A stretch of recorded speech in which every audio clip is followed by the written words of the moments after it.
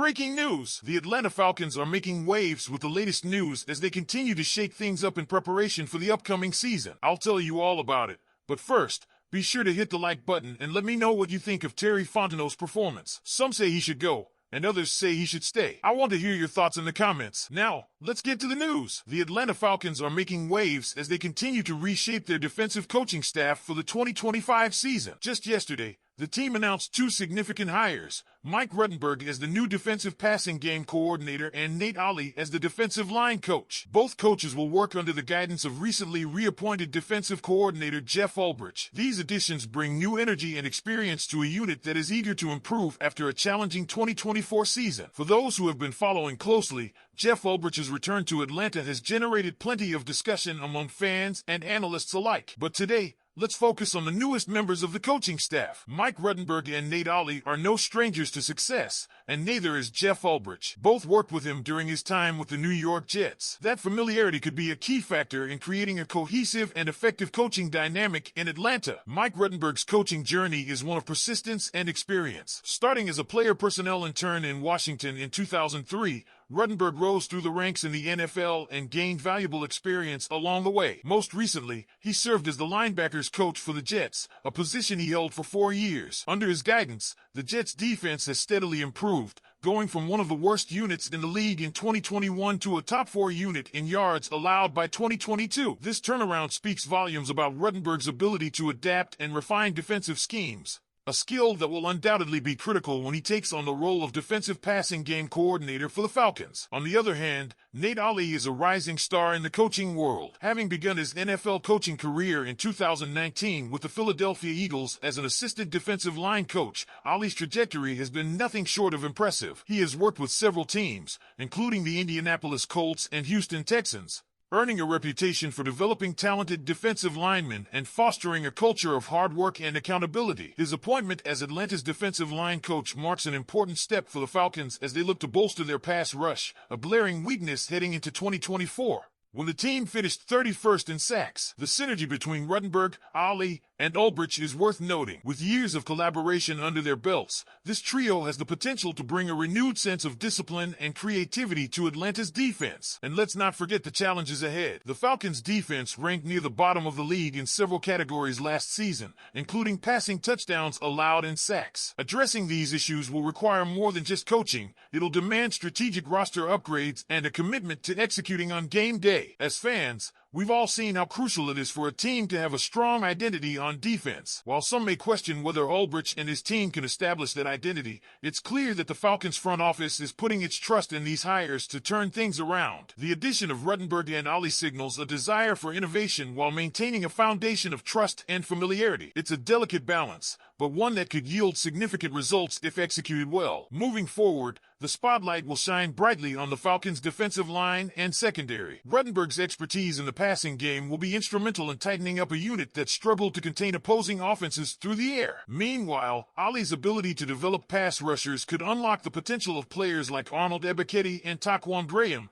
giving the Falcons a much-needed edge in pressuring quarterbacks. Another intriguing element to watch is how these new hires will shape the team's draft and free agency strategy. With glaring holes on defense, particularly in the pass rush and secondary, General Manager Terry Fontenot faces a pivotal offseason. The collaboration between the coaching staff and front office will be critical in identifying and acquiring talent that fits the vision of this new-look defense. Will the Falcons prioritize a game-changing edge rusher in the draft, or will they target seasoned veterans in free agency to bring immediate impact? These are the questions that will define Atlanta's trajectory in 2025. Jeff Ulbrich's role as the architect of this defense also deserves attention. While some critics question his ability to establish a distinct identity, Ulbrich's track record suggests he's capable of building a cohesive unit. His familiarity with Ruttenberg and Ollie provides a level of comfort, but it's the results on the field that will ultimately determine the success of this coaching overhaul. Falcons fans are eager for a defense that not only competes but dominates, and the pressure is on Ulbrich to deliver. One thing is for sure, the Atlanta Falcons will not settle for mediocrity. These coaching changes reflect a commitment to progress and a recognition that change is necessary to compete at the highest level. As the offseason unfolds,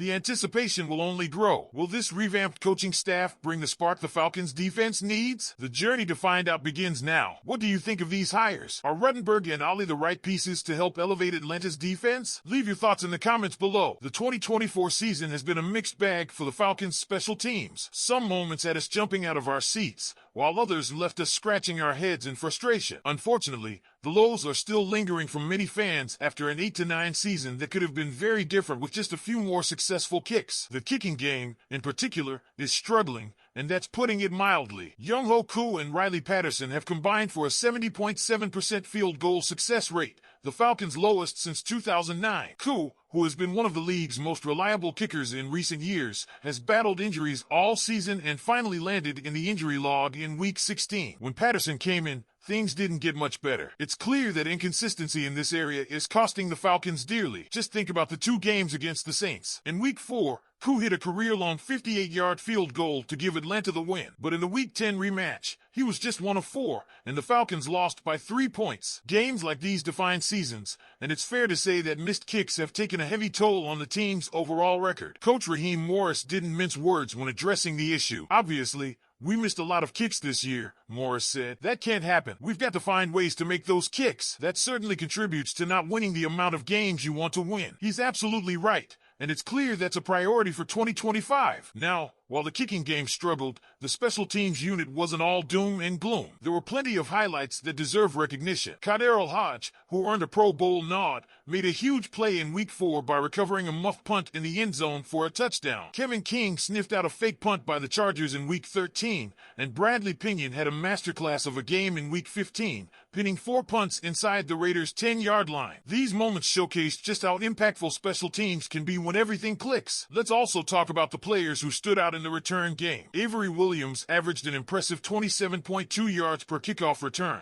while Ray McLeod III wasn't far behind at 25.8 yards per return. These guys gave the Falcons offense solid field position time and time again. It's performances like these that show why special teams is often called the third phase of the game. It's just as crucial as offense and defense. But as we look ahead to 2025, there are some big questions surrounding this group. The most pressing, how will Younghoe Koo bounce back from his hip injury? Koo has been a staple for the Falcons since joining the team in 2019. Remember those back-to-back seasons in 2020 and 2021 when he was hitting over 90% of his field goals? He was one of the best in the league. Even in 2022 and 2023, his numbers were solid, hovering around 86.5%. But 2024 was a different story. His 73.5% success rate on field goals was concerning, and it's fair to wonder how much room for error he'll have next season. General Manager Terry Fontenot addressed the issue, saying, "With Koo, I know him personally. He feels the same frustration that we all feel, and he's going to work hard to get himself back to the standard that he's been at for the majority of his career. And us as a staff, we have to make sure, number one,